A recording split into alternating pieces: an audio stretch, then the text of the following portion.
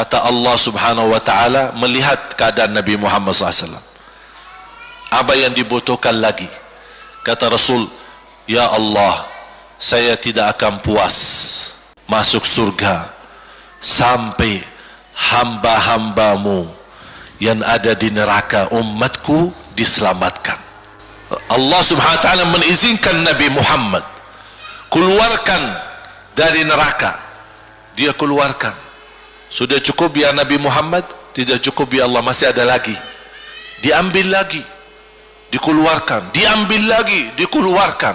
Artinya dari umat Nabi Muhammad yang masih banyak dosanya, yang masih banyak kelewatannya sama Rasulullah, yang tidak pantas memberi kemuliaan kepada Rasulullah SAW, dapat pula syafaatnya Nabi Muhammad.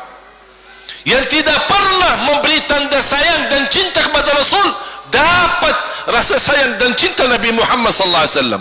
Sambil kata malaikat Jibril, demi Allah saya melihat Nabi Muhammad mengambil manusia dari neraka Jahannam, diselamatkan dari siksa dan membawa mereka ke surga. Kata malaikat Jibril, sambil aku kira tidak ada lagi yang tersisa di neraka Jahannam, saking banyaknya yang dikeluarkan oleh Rasul.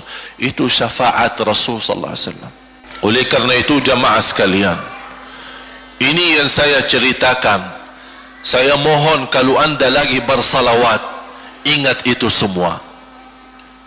Nabi Muhammad bukan Nabi yang biasa. Nabi Muhammad adalah Nabi yang penolong kita nanti di hari kiamat. Seandainya kita masuk neraka Jahannam, masih ada harapan kita dapat syafaat Nabi Muhammad SAW. Ia masuk neraka saja dapat syafaat Rasul. Jadi sejauh mana kita bisa mencintai beliau, sejauh mana kita minat mempelajari kehidupan beliau, sejauh mana kita mengenal sunnah-sunnah beliau. Di zaman ini umat yang paling bodoh terhadap beliau kita umat Islam. Kita umat Islam banyak hal yang tidak tahu tentang beliau, tidak tahu bagaimana perjuangan beliau, bagaimana doa beliau untuk kita, bagaimana kesedihan beliau kalau ada di antara kita yang kena musibah atau keburukan, apalagi masuk neraka. Siti Aisyah radhiyallahu anha, Siti Aisyah radhiyallahu anha pernah minta sama Rasul doa. Ya Rasulullah, tolong doakan saya. Rasul mendoakan, Allahumma ighfir li Aisyah ma taqaddama min dhanbiha wa ma ta'akhkhar, ma qaddamat wa ma akharat, wa ma asarrat wa ma a'lanat. Ya Allah, ampunilah dosa-dosa istriku Aisyah, dosa yang lama, dosa yang baru, dosa yang terang-terangan maupun dosa yang tersembunyi. Siti Aisyah menaminkan doa Nabi Muhammad dan menangis dan bangga dan senang. Saking senangnya, saking bahagianya, dia tertawa sambil Rasul melihat Siti Aisyah. Senang wahai Aisyah? Apakah kamu senang dengan doaku? Kata Siti Aisyah, bagaimanakah aku tidak senang? Aku justru merasa bahagia dengan doamu untukku ya Rasulullah. Apa kata Rasul? Ketahuilah wahai Aisyah, ketahuilah doaku yang baru ini untukmu, itulah selalu doaku untuk umatku di setiap salat. Itu doa Nabi kita buat kita. Setiap beliau salat mendoakan kita, ya Allah ampuni dosa umatku, dosa yang lama, dosa yang baru, dosa yang sembunyi, dosa yang terang-terangan. Setiap salat itu doa Nabi kita Nabi Muhammad SAW untuk kita semua. Apa yang diminta oleh Rasul? Rasul tidak minta banyak dari kita. Salah satu yang diminta oleh Rasul dan memohon, satu itu berbanyak, itu satu-satunya yang Rasul minta banyak. Selain itu Rasul tidak pernah minta banyak. Satu-satunya Rasul minta banyak. Apa? Salawatlah kepadaku, berbanyaklah salawat kepadaku. Mengapa Rasul minta berbanyaklah salawat kepadaku? Kenapa tidak minta amalan yang lain untuk dibanyakan salawat atau amalan yang lain? Mengapa hanya salawat? Rasul berpesan, berbanyalah salawat kepadaku, karena Rasul tahu dengan kita berbanyak salawat kita akan dijamin dapat syafaat beliau, dan itulah beliau yang diinginkan. Bukan hanya dapat syafaat, bahkan Rasul sendiri bersabda, aqrabukum minni majlisan yaumal qiyamah, yang paling dekat kepadaku hari kiamat yang paling banyak salawat kepadaku.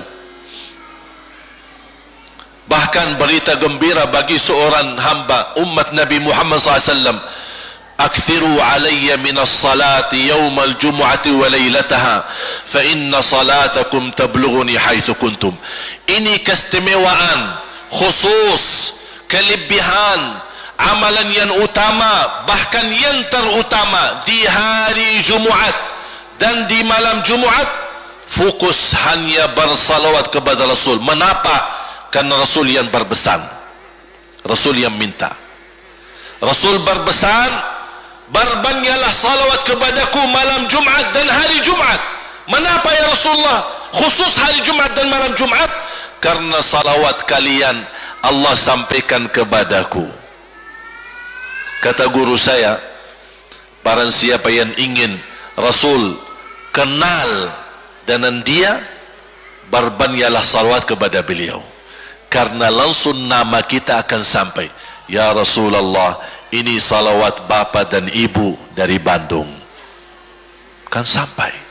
Ada riwayat, ada malaikat khusus tugasnya setiap kita bersalawat dibawa kepada Rasulullah sallallahu alaihi wasallam. Allahu akbar. Bahkan ada orang bertanya kepada guru saya, Syekh Muhammad Ibn Muhammad Ibn Mukhtar Asy-Syanqiti, dan beliau masih hidup.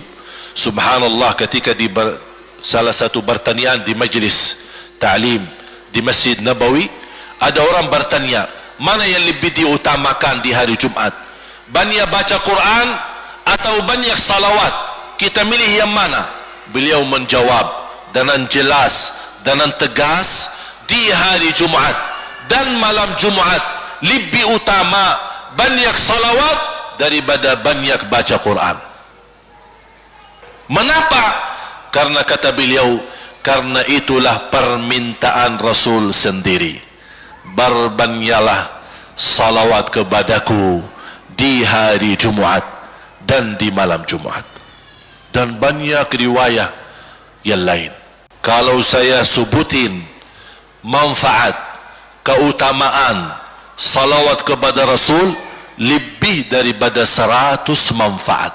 Menghilangkan kesusahan, memberi kemudahan lunasi hutang, menyembuh penyakit, menjamin ampunan dosa, mendapat 10 rahmat, mendapatkan syafaat Rasul, posisi kita semakin mulia. Setiap kali kita salawat semakin naik darajat kita.